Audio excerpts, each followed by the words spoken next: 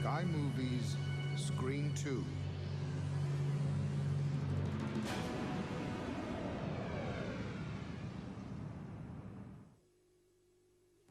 The Rock, home to Machine Gun Kelly and Al Capone. Immortalized by James Cagney and Burt Lancaster. The world's most feared and famous prison. An island from which no man has ever escaped, except John Mason, played by Sean Connery, for whom the part was especially written. There is a prisoner who is nameless and has virtually a number that is myself. And they promise me my pardon, which they sign, or I sign, agreement, if I will take them in. And it's Mason, a man who's been in prison for longer than Nelson Mandela, for knowing J. Edgar Hoover's secrets, who teams up with Stanley Goodspeed, wide-eyed FBI rookie with a certain chemical attraction. Listen, I'm just a biochemist. And most of the time, I work in a glass jar and lead a very uneventful life. I drive a Volvo, beige one. But what I'm dealing with here is one of the most deadly substances the Earth has ever known. So what do you say you cut me some friggin' slack? VX gas. It's not exactly perfume, and you're not going to be around long after you've sniffed it. Stanley is played by Nicolas Cage, star of Raising Arizona and Wild at Heart, and perhaps best known for his Oscar-winning role in Leaving Las Vegas. Actually, when the project came my way, it was not a completed script. I knew that I had been wanting to work with Jerry Bruckheimer. I liked his unique twist on large-scale movies. And I had also been toying with the notion of portraying an action hero as a human being, as a sensitive kind of fellow. And this was an opportunity to do that. But I really had to kind of go in and revamp it, rewrite it. This is his 25th movie, for which he netted $4 million, and he gets the opportunity to run around in a yellow Ferrari, which has some significance, as after making his screen debut in Valley Girl, he's celebrated by cruising down Sunset Boulevard in his yellow Triumph Spitfire, playing John Lennon's Baby You're a Rich Man. Well, the nephew of Francis Ford Coppola has moved up a gear, and here plays opposite newcomer Vanessa Marcil. Nicolas Cage was definitely the best part of working on this film for me. I was really nervous and very new. Everything was very new for me, and he really helped me out. He's the biggest movie star I've ever worked with, and he was the most courteous actor I've ever worked with.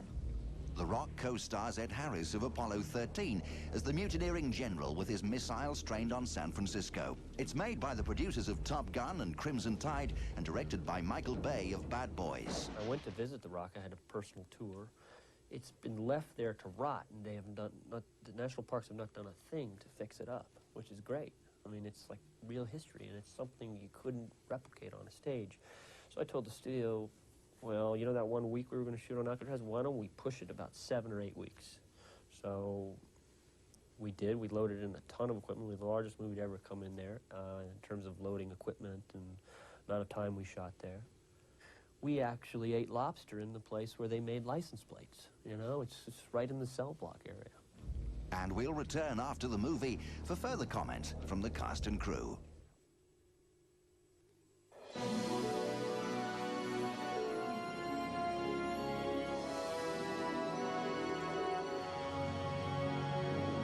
So let's turn up the heat as Sean Connery and Nicolas Cage team up to save San Francisco. Welcome to the mega movie premiere of The Rock.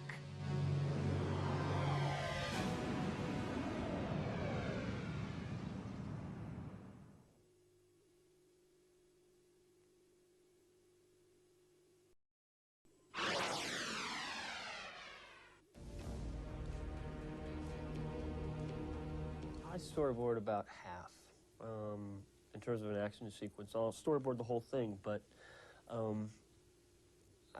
50% of it I get inspired on the set.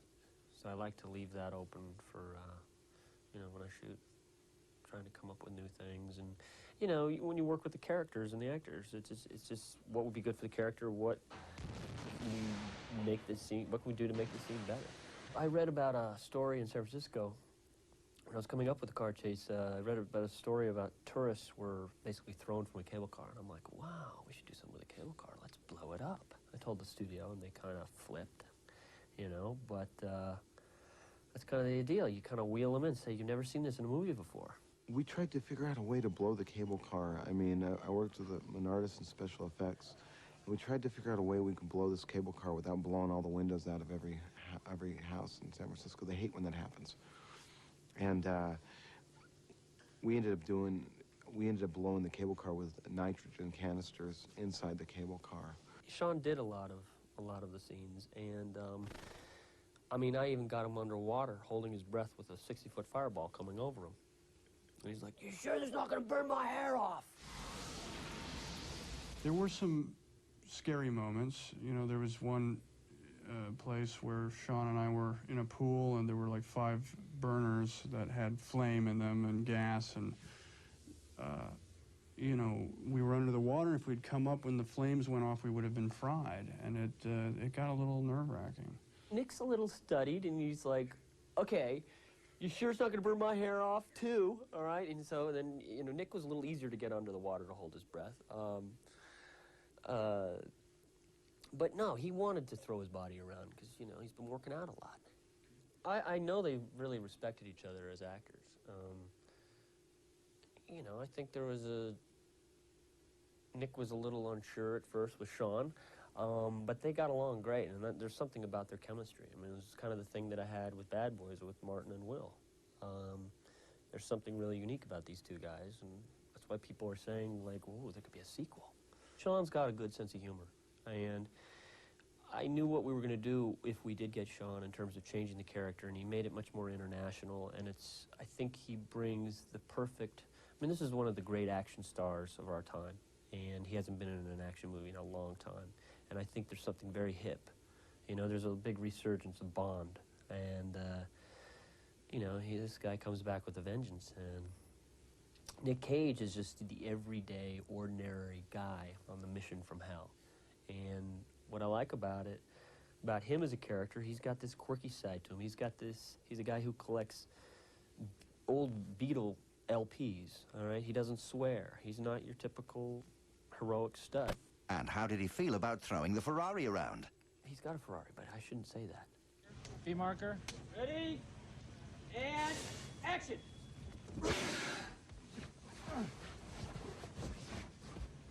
Oh no, no!